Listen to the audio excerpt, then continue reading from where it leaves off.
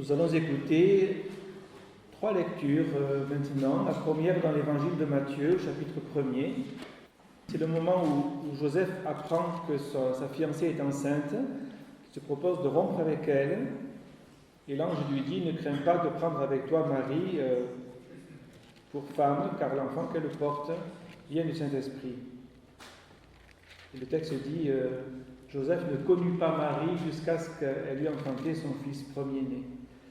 Il laisse penser que Joseph et Marie sont mariés, qui est d'ailleurs confirmé par le fait que quand Jésus a 12 ans, eh bien, les parents de Jésus sont ensemble et avec l'enfant Jésus.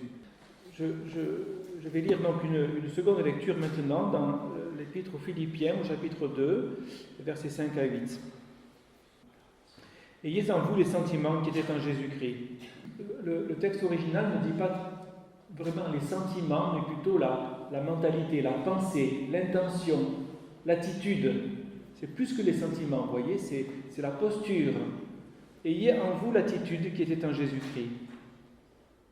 Ce n'est pas simplement de l'imiter, de faire ce qu'il a fait, c'est d'avoir en soi la même attitude. Je reviendrai là-dessus tout à l'heure. Il existait en condition de Dieu, mais n'a pas regardé comme une proie à arracher d'être égal avec Dieu, mais il s'est dépouillé lui-même, prenant la forme, la condition d'un serviteur, en devenant semblable aux hommes.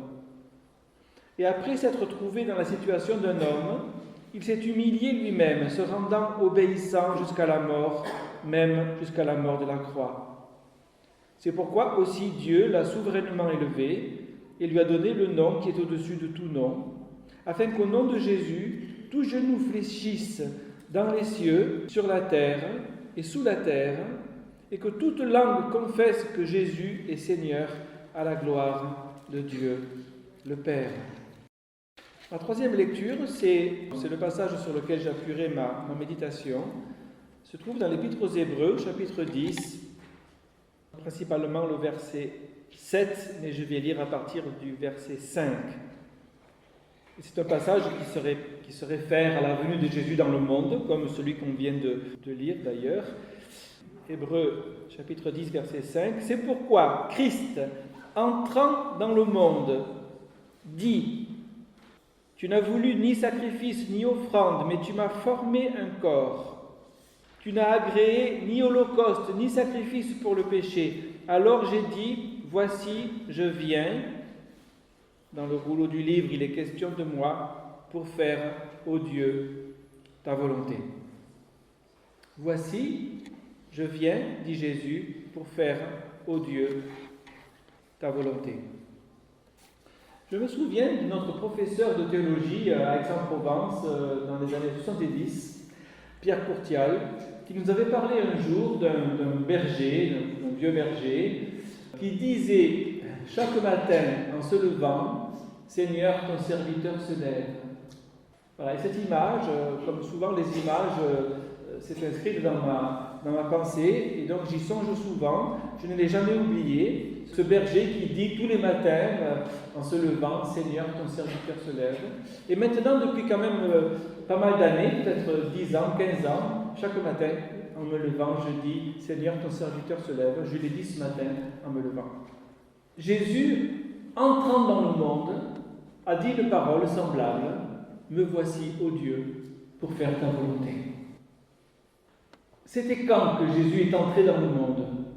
C'est pas évident de le dire finalement. Est-ce que c'est quand il a quitté la gloire de son Père, acceptant de venir sur la terre? Est-ce que c'est quand le Saint-Esprit le fait naître dans le sein de Marie? Est-ce que c'est au moment de son baptême, quand Dieu dit « Voilà mon Fils bien-aimé, qui est le sujet de toute ma joie » Ce n'est pas facile de le dire. Toujours est-il que, quand Jésus est introduit dans ce monde, il ne reste pas silencieux, mais il dit « Me voici, ô Dieu, tu m'as formé un corps, je viens pour faire ta volonté. » Et juste après ce passage, dans la lettre aux Hébreux, il est écrit « C'est par cette volonté de Jésus que nous sommes sauvés. » Donc, notre volonté est sans doute concernée, sollicitée, mais c'est d'abord la volonté de Jésus C'est par cette volonté de Jésus, c'est en prononçant ces paroles que Jésus devient notre Sauveur. C'est l'obéissance de Jésus. On pourrait dire c'est la foi de Jésus qui nous sauve, qui nous est comptée comme étant la nôtre quand nous venons à lui et quand nous le recevons comme Sauveur. Donc ce n'est pas notre foi qui nous sauve, c'est la foi de Jésus qui suppose que nous mettions notre foi en lui. Voilà. C'est par cette volonté de Jésus que nous sommes sauvés. Il entre dans le monde et il dit « Me voici, ô Dieu, pour faire ta volonté ». Quand il dit cela, Jésus prie, puisqu'il parle à son Père « Me voici, ô Dieu ». Je retiens ceci, Jésus ne commence pas cette prière par une demande. Jésus exprimera des demandes plus tard. Mais Jésus commence sa prière par une affirmation. Ça, c'est vraiment une recommandation que je voudrais vous laisser ce matin. Commencez notre prière par une affirmation, par une confession de foi, par un engagement. Après peuvent venir les demandes. Seigneur, pour cela, maintenant, tu vas m'aider. Maintenant, j'ai besoin de toi. Maintenant, viens à mon secours. Maintenant, allège mon fardeau. Maintenant, éclaire mon chemin. Maintenant, donne-moi la main. Maintenant, envoie-moi un encouragement. On peut demander à Dieu. Mais quand même, Jésus commence sa prière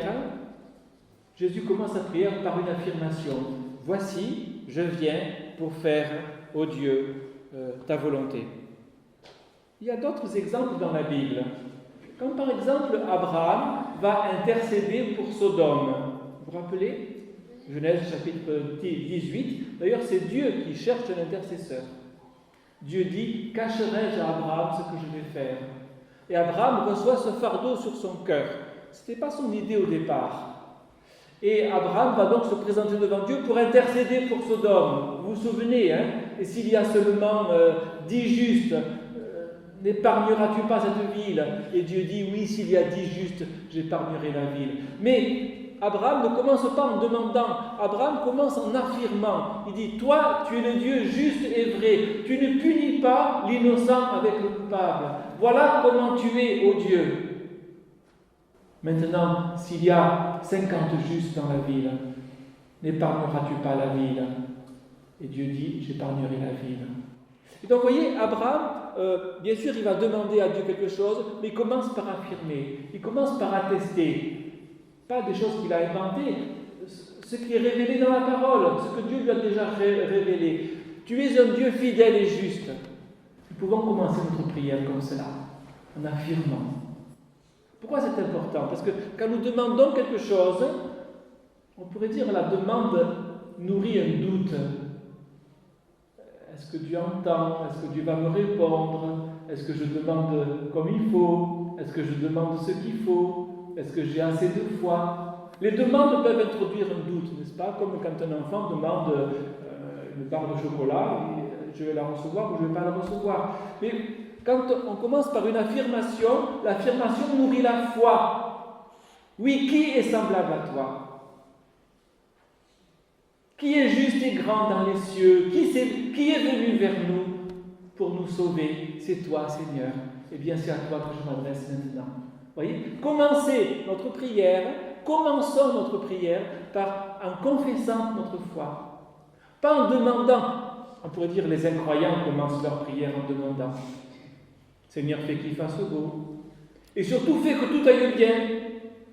Et fais surtout qu'il n'y ait pas de problème et que les guerres s'arrêtent. On demande à Dieu des choses, on ne sait même pas si Dieu les entend, parce qu'on demande comme ça. Au cas où ça marcherait. Les païens prient comme ça. Le chrétien peut commencer sa prière en affirmant « Seigneur, tu t'es révélé à nous, dès les temps anciens, à plusieurs reprises et de plusieurs manières. Et en dernier, tu es venu en Jésus, et tu t'es révélé comme notre Père. Et bien maintenant, c'est toi que je prie, notre Père qui es aux cieux, que ton nom soit sanctifié. » Vous voyez ? Donc, je vous invite, c'est le premier point de ma prédication, c'est pas très compliqué, n'est-ce pas ? Commencez nos prières en affirmant quelque chose que la Bible nous a déjà enseigné. Seigneur, je ne comprends pas ce qui se passe. Ça, on peut le dire, hein ? Je ne comprends pas ce qui se passe, mais ce que je sais, c'est que tu es un Dieu saint et tu ne te trompes pas. Et c'est pourquoi je me confie en toi ce matin. Maintenant, viens à mon secours, viens à mon aide. Nous pouvons faire des demandes à Dieu, mais commençons par affirmer. On ne part pas de zéro, on n'est pas des ignorants. Dieu ne nous a pas laissés comme ça dans le vague, il nous a instruits, il nous a enseignés, il a déjà agi dans notre vie. C'est un Dieu d'alliance, c'est notre Père céleste si nous sommes chrétiens. Commençons en affirmant notre foi et ensuite demandons à Dieu ce que nous avons à lui demander. Le psaume 139, le beau psaume 139 commence par une affirmation. Éternel, tu me sondes, tu me connais. Tu sais quand je m'assieds et quand je me lève. Tu m'entoures par derrière et par devant. Une connaissance si grande et trop au-dessus de ma portée, trop grande pour que je puisse la comprendre. Voilà comment commence le psaume 139. Éternel, tu me sondes, tu me connais. C'est un fait. Et d'ailleurs, le psaume se termine par une demande qui reprend les paroles du début. Sonde-moi, ô Dieu, et connais mon cœur. Ça veut dire, ce que je demande, c'est ce que déjà tu es, c'est ce que déjà tu fais. Ma prière est accordée avec celle de Dieu. Ma prière est accordée avec la pensée de Dieu. Et Jésus dit, si nous demandons ce que Dieu veut, nous savons qu'il nous écoute et nous savons que nous avons ce qu'il nous a demandé. Et donc, il ne s'agit pas de faire des demandes comme ça, comme un enfant qui, dans un supermarché, dit « je voudrais ça, je voudrais ça, je voudrais ça ». C'est n'importe quoi. Heureusement que Dieu ne répond pas à toutes nos prières. Exprimons des prières qui soient accordées avec ce que Dieu veut. Alors, nous savons que Dieu nous écoute. Et s'il nous écoute, nous savons que nous avons ce que nous avons demandé. Et pour ça, il faut que notre prière soit accordée. Et la meilleure manière pour accorder notre prière avec la pensée de Dieu, c'est de demander ce que Dieu veut. Et c'est donc, avant de demander ce que Dieu veut, de confesser, d'affirmer ce que Dieu nous a déjà révélé de lui. L'Éternel est mon berger, je ne manquerai de rien. Ce n'est pas vraiment une prière, mais c'est une affirmation, n'est-ce pas? Quand je marche dans la vallée de l'ombre de la mort, je ne crains aucun mal, car tu es avec moi. Commençons nos prières en affirmant notre foi. Et ensuite, le Seigneur nous montrera ce qu'il faut demander et comment le demander. Non pas comme un enfant qui demande n'importe quoi, mais comme un enfant qui veut ce qui est juste. Et sa maman ou son papa lui donne alors ce qu'il a demandé.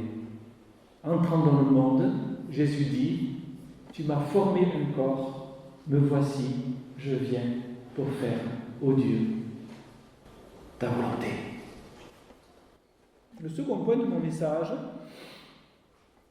c'est que s'accorder avec la volonté de Dieu, demander ce que Dieu veut, confesser ce que Dieu est, ce que Dieu a révélé, voilà, je viens pour faire ta volonté, c'est la condition pour goûter dès à présent le repos de la foi.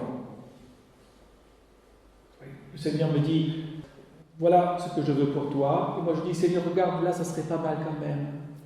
Voilà. Et il y a une sorte de tension qui se crée. Mais Seigneur, regarde quand même, cette idée que j'ai, elle est pas mal.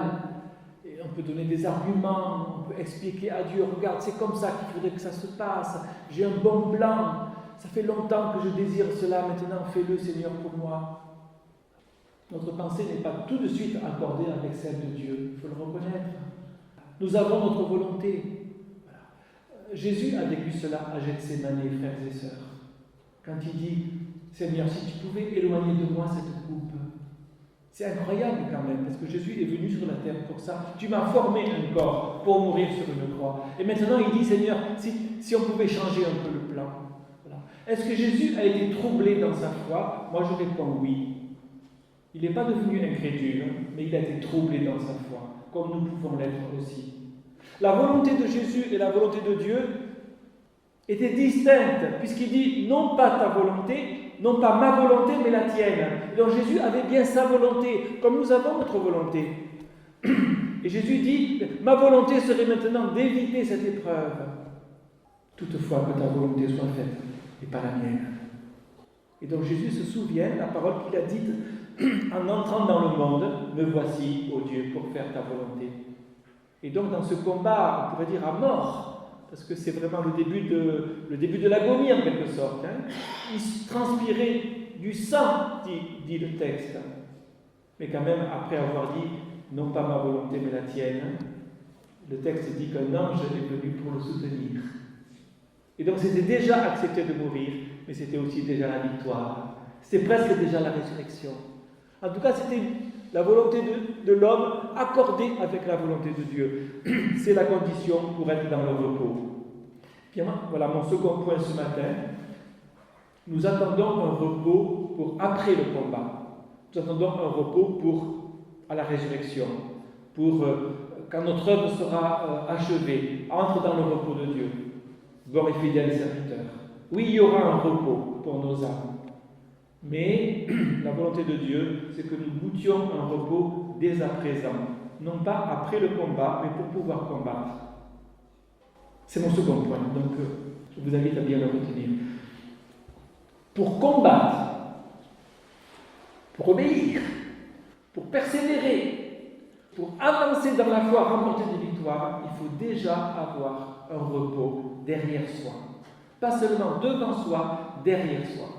En tout cas, maintenant, présentement. C'est le sabbat de la foi, dans lequel nous entrons en venant avec Jésus-Christ. Certes, il y a encore des combats, certes, il y a encore des épreuves, certes, il y a encore des douleurs. On le voit quand Jésus est amené au désert par le Saint-Esprit pour être tenté par le diable. Oui, il y a des temps éprouvants, des temps de grands inconforts qui peuvent s'inscrire sur notre route encore maintenant. Il n'empêche que nous avons droit à goûter un repos, le repos de la foi, dès maintenant. Pas plus tard, pas quand Dieu nous aura exaucés, pas quand nous aurons obtenu ce que nous voudrons, pas quand tous nos ennemis seront à terre. Non, dès maintenant. S'il nous faut combattre, nous combattons déjà dans un repos. Ça veut dire, la force pour combattre ne puise pas dans une inquiétude, la force pour combattre puise dans un repos. Nous le voyons avec Jésus. Jésus, je viens de le dire, va être conduit dans le désert pour être tenté par le diable. Mais juste avant d'être conduit dans le désert, Dieu fait entendre cette voix du ciel, celui-ci est mon fils bien-aimé, en qui j'ai mis toute mon affection. Et le Saint-Esprit descend sur Jésus. Ça, c'est le repos de la foi. Vous comprenez? Et donc, le repos précède le combat. Sinon, notre combat est un combat fébrile, est un combat hésitant, est un combat rempli de doutes. Si le repos nous accompagne dès à présent, eh bien, notre combat, en un sens, est déjà gagné. Ça veut dire que nous sommes dans la foi, où Dieu nous conduit et Dieu combat pour nous. Et donc, je pense que c'est la condition d'un chrétien, non pas d'être épargné d'épreuves et de difficultés, mais d'affronter ces épreuves et ces difficultés avec le repos de la foi dans le cœur. Quand Paul et Silas étaient dans la prison, c'était pas facile, mais ils ont chanté les louanges de Dieu. Ça veut dire qu'ils n'étaient pas sortis de ce repos que Dieu leur avait donné. Jésus dit, je vous donnerai mon repos. Si Jésus dit, venez à moi, je vous donnerai du repos, c'est que Jésus l'avait ce repos. Jésus ne peut pas donner quelque chose qu'il n'a pas. Donc Jésus lui-même avait ce repos afin de combattre jusqu'au bout et de remporter la victoire. Eh bien, nous avons besoin d'un repos avant de combattre, pour pouvoir combattre, pour pouvoir résister, pour pouvoir tenir ferme jusqu'au bout. La venue de Jésus sur la terre nous invite à goûter un repos dès à présent, sans attendre la fin de la route pour trouver ce repos. Le repos tout de suite, le repos maintenant, le repos aujourd'hui. Je crois que je ne vais pas aller beaucoup plus loin. Simplement terminer avec cette parole de Naomi. Vous vous rappelez qui était Naomi? Naomi était une femme du peuple d'Israël qui est allée dans le pays de Moab avec ses 2 fils et son mari. Et là, son mari meurt. C'était une croyante, hein? Son mari meurt. On peut être un croyant et perdre son conjoint, par exemple. Bon. Ses 2 fils se marient. Ses 2 fils se marient avec 2 filles du pays de Moab. Et les 2 fils meurent. 3 décès dans ce foyer. Les belles filles, Ruth et Orpa, restent attachées à leur belle-mère. Donc la relation était bonne, c'est possible. Et au bout de quelques années, Naomi dit à ses belles filles, je n'ai plus de fils dans mon sein pour vous donner des maris. allez maintenant, faites votre vie. Et elle ajoute cette parole étonnante, peut-être Dieu vous donnera-t-il de trouver du repos dans la maison d'un mari. Ça me touche beaucoup cette parole-là. Peut-être Dieu vous donnera-t-il de trouver du repos dans la maison d'un mari. Ça veut dire que la vocation d'un mari, c'est de donner du repos à sa femme, dans sa maison. Pour que cette femme devienne paresseuse, non, pour qu'elle devienne active, laborieuse, travailleuse, mais que toute son énergie, elle la puise dans son repos. Si une femme est inquiète, elle va s'épuiser, elle va s'aigrir, elle va faire des reproches, elle va tomber malade peut-être, elle va chercher ailleurs. Si elle a du repos, dans ce repos, elle va puiser une énergie incroyable, normalement, pour faire 1000 tâches importantes et précieuses et bienfaisantes. Eh bien, vous voyez, l'épouse qui trouve du repos, c'est l'Église de Jésus-Christ. Et l'époux qui donne du repos, c'est Jésus-Christ. Et en tant qu'épouse, hommes et femmes, en tant qu'épouse, nous devons entrer dans ce repos de la foi dès maintenant. Et dire avec Jésus et avec sa force, pourquoi pas tous les matins en se levant, ô Dieu, me voici pour faire ta volonté. Je vais prier. Seigneur, en prenant dans un instant le pain et le vin de la scène, ce sera pour nous une manière de dire béni soit Jésus qui a accompli ta volonté au Père. Et après lui, et avec lui, et en lui, nous voici aussi pour faire ta volonté. Que ta grâce pour cela nous visite et nous tienne près de toi tous les jours de notre vie.